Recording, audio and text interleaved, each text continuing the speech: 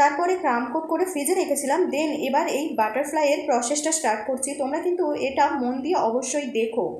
আমি এর আগে একবার বাটারফ্লাই করেছিলাম আমার বেস্ট ফ্রেন্ডের জন্মদিন উপলক্ষে আগের বছর, কিন্তু তখন মানে এই রকম বাটারফ্লাই করিনি, এটা প্রপার একটা বাটারফ্লাইয়ের ডানাও হয়েছে।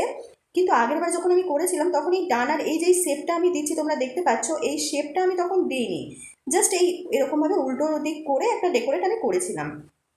কিন্তু যেহেতু কাস্টমারের আবদার, তাই সেটা তো পূরণ করতেই হবে এবং আমাদেরকেও তো নতুন নতুন অনেক কিছুই ট্রাই করতে হবে। তো দেখো আমি এই বাটারফ্লাইয়ের পাখনা দুটো করার জন্য কেমনভাবে একটা শেপ করে নিয়েছিলাম, তারপরে কেটে আমি পুরোটা একটা শেপ দিয়েছিলাম।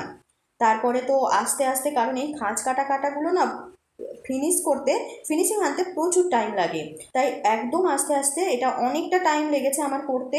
শুধু সাইডটাই আমি ডেকোরেট করেছিলাম, আর ওপরটা আমি ফিনিশিং করিনি, কারণ ওপরে